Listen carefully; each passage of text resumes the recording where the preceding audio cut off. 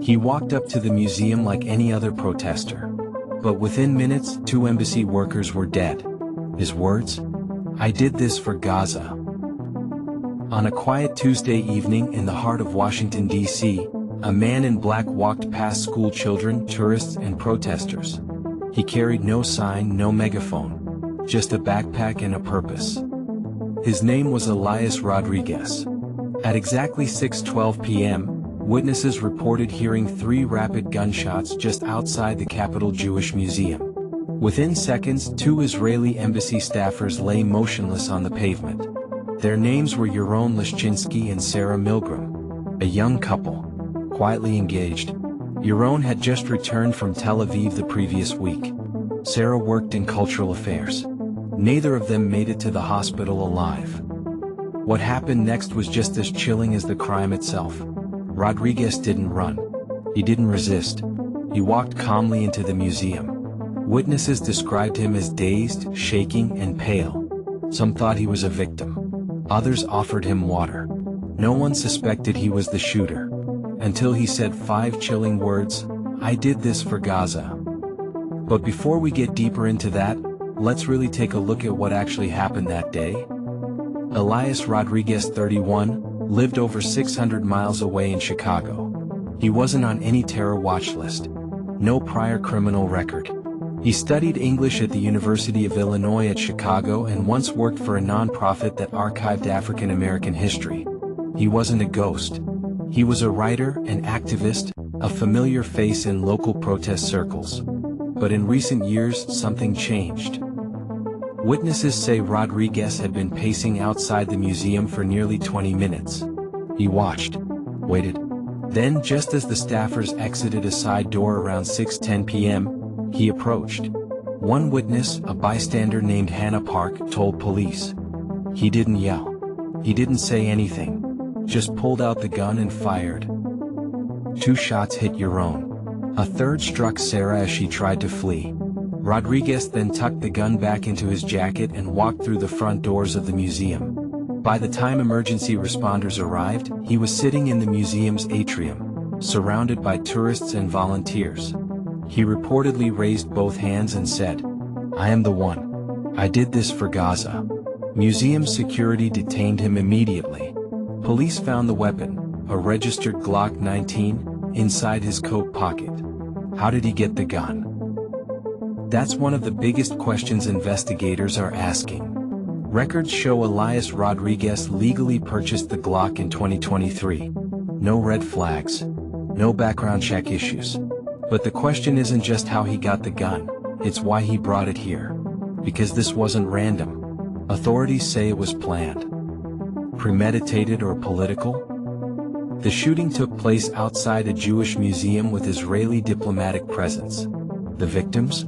Confirmed embassy employees.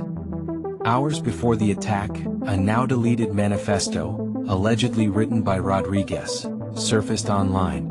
In it, he ranted about U.S. foreign policy, Israeli military actions in Gaza, and what he called the hypocrisy of global silence. The manifesto ended with the words, "If no one will listen, they will hear." Casualties of protest? Some called it terrorism. Others labeled it an act of madness. But beneath the headlines lies a deeper question. How did a man like Elias Rodriguez go from political protest to public execution? This wasn't an accidental confrontation. It was deliberate, cold, executed in broad daylight, in the heart of a city that was supposed to be safe. Now, here's where things start to get really interesting. Public and political fallout. By the next morning, global media exploded. The Israeli ambassador called it a modern-day pogrom. Palestinian American groups issued cautious statements, condemning violence but urging investigation into motive. In D.C., security around Jewish landmarks doubled overnight. Meanwhile, Rodriguez sat in a federal holding cell, silent. No request for a lawyer. No phone calls made. Who was Elias Rodriguez? To fully understand who we are dealing with, we'll look at 7 aspects. 1. Personal background and education. Name, Elias Rodriguez. Age, 31. Residence, Albany Park, Chicago. Ethnicity, Mexican American. Education, bachelor's degree in English, University of Illinois at Chicago. Employment history, former content writer and administrative assistant at the American Osteopathic Information Association. Previously affiliated with the History Makers, a nonprofit documenting African American oral histories. Key insight: Rodriguez had no prior criminal record and no known mental illness on public record. 2. Political affiliations and activist history. Participated in Black Lives Matter rallies. It briefly associated with the Party for Socialism and Liberation (PSL) between 2015 and 2017. But PSL has since publicly disavowed him and confirmed no ongoing contact since 2017. He attended pro-Palestinian protests and shared material critical of Israeli foreign policy. Key insight: his association suggests exposure to activist rhetoric but no confirmed ties to violent organizations. 3. Online behavior and digital radicalization. Investigators identified increased digital activity related to Palestine and anti-Israel rhetoric in 2024 and 2025. Are active on encrypted messaging platforms and anonymous forums. Is subscribed to content expressing extreme views on U.S. foreign policy and Zionism. Final online indicators. Posted a politically charged statement on Reddit 2 weeks before the shooting. Silence is compliance. Death is diplomacy. If peace won't speak, war will. A 14-page manifesto was published on a now-deleted blog under the alias Final Witness. Expressed hostility toward Israeli policy. Described the U.S. as complicit in genocide. Referenced the Capitol Jewish Museum symbolically. Key insight: digital footprints indicate gradual self-radicalization over several months with ideological motivations aligning to perceived injustices in Gaza. 4. Behavioral patterns prior to the incident. It became socially withdrawn in early 2025, according to former colleagues. It ceased participation in community or activist events. In no record of counseling or psychological evaluation, but behavioral changes were noted by peers. Key insight: Rodriguez exhibited behavioral withdrawal consistent with cognitive isolation, a common feature in ideologically motivated violence. 5. Firearm acquisition and travel. Weapon used, Glock 19, legally purchased in Illinois in 2023. Law enforcement confirmed the weapon was registered and no red flags were found in the background check. Travel records show he arrived in Washington, D.C., 2 days before the shooting and checked into a budget motel. Key insight: no signs of logistical support from any group. Evidence supports solo planning and execution. 6. FBI search and evidence seized. During the search of his Chicago apartment, the FBI recovered a multiple burner phones, printed version of the manifesto, maps of Washington, D.C. with the Capitol Jewish Museum circled, anti-Israel pamphlets and protest posters, target practice sheets and gun maintenance items. Key insight: no material evidence links Rodriguez to any terror network.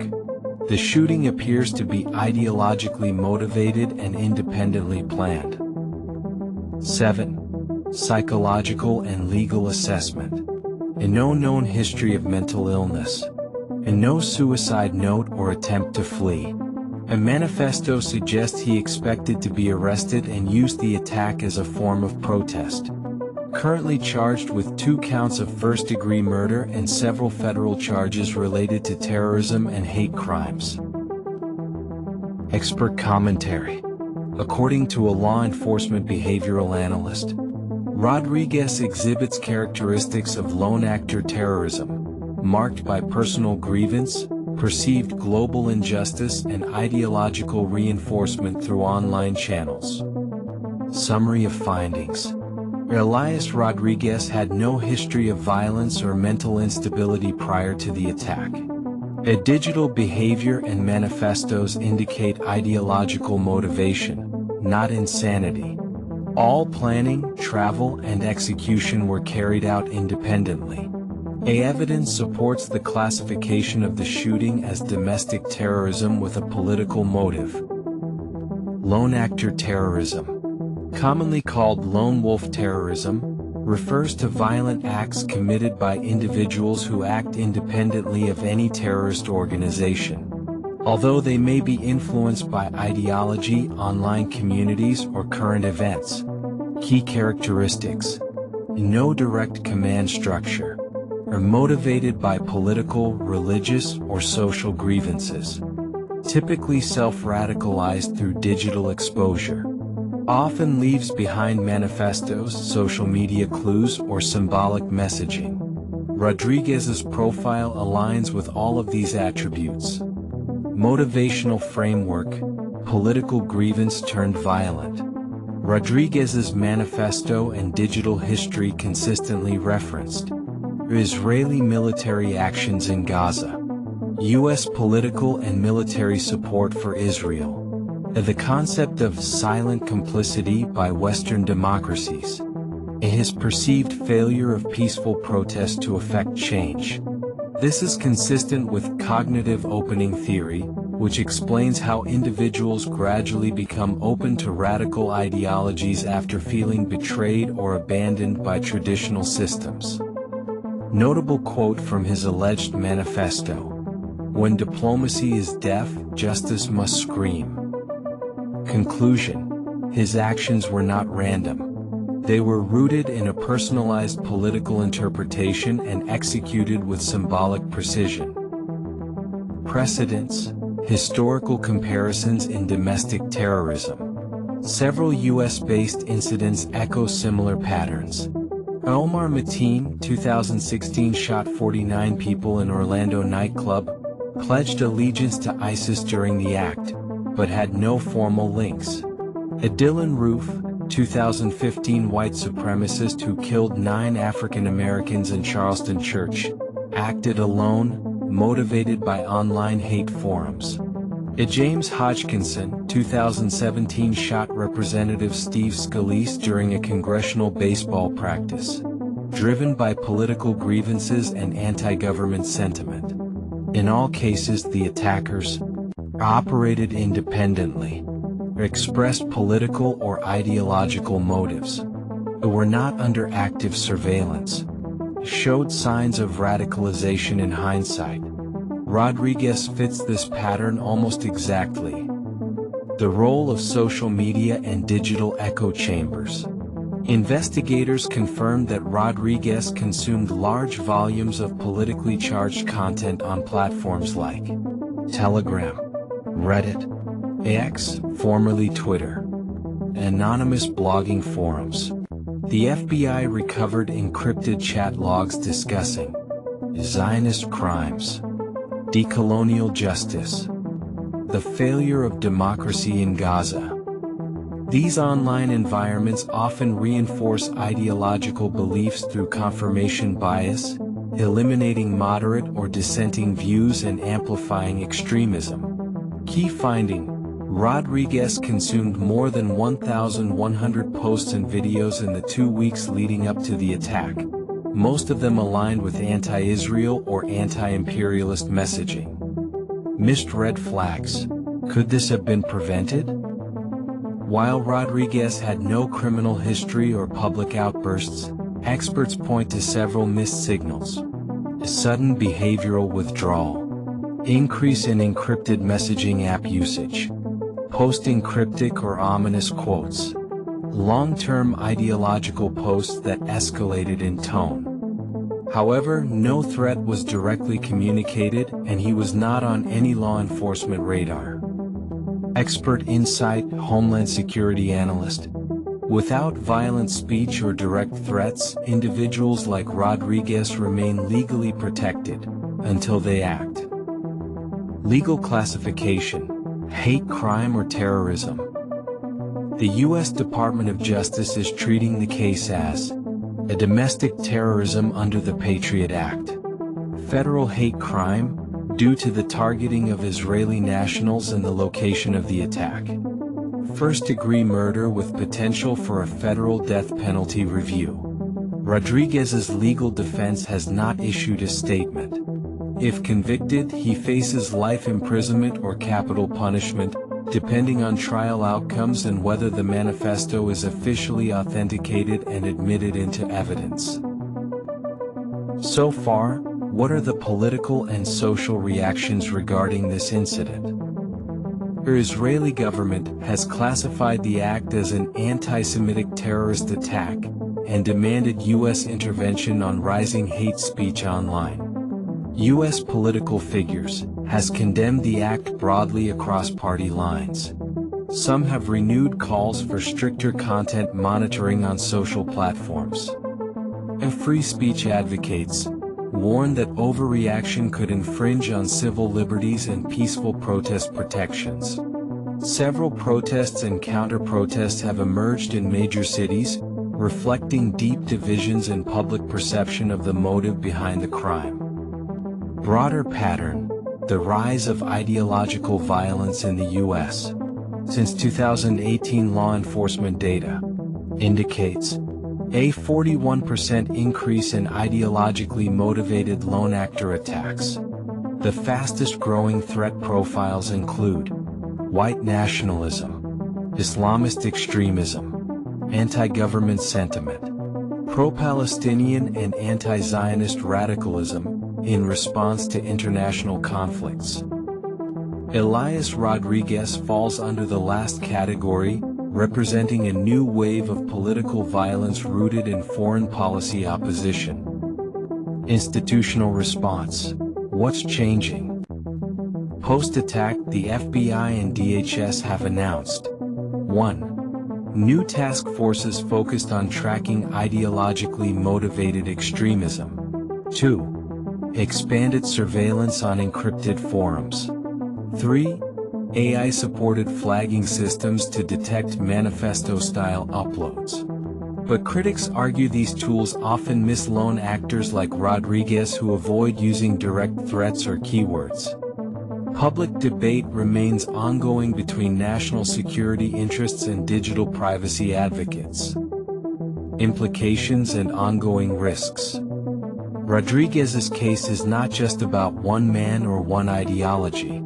It's a warning sign. Key lessons: self-radicalization is accelerating due to online ecosystems. Ideological violence can emerge without organizational ties.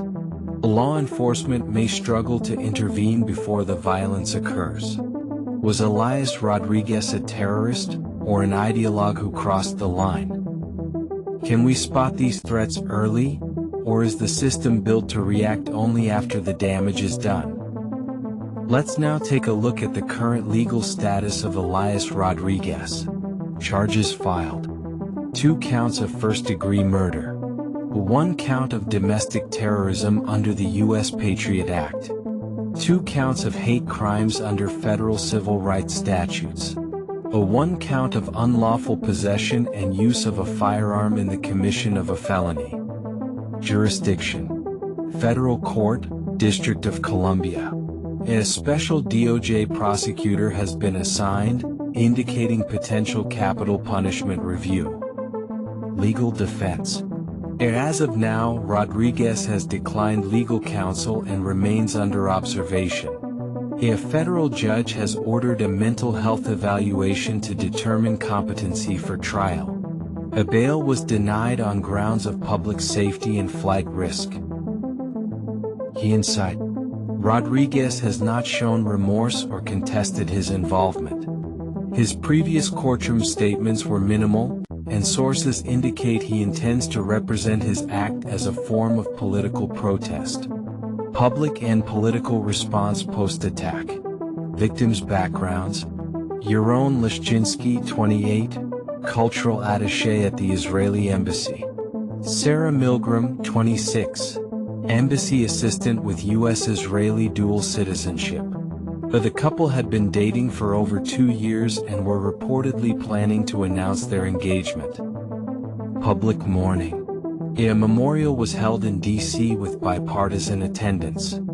Flags at Israeli diplomatic centers were lowered in the US and Tel Aviv.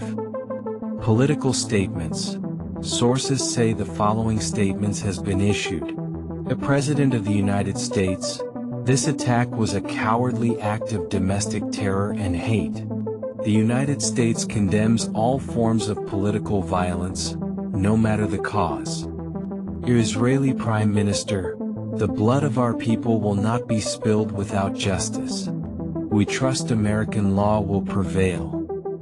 The human rights groups issued mixed responses, condemning the violence, but cautioning against generalized crackdowns on dissent.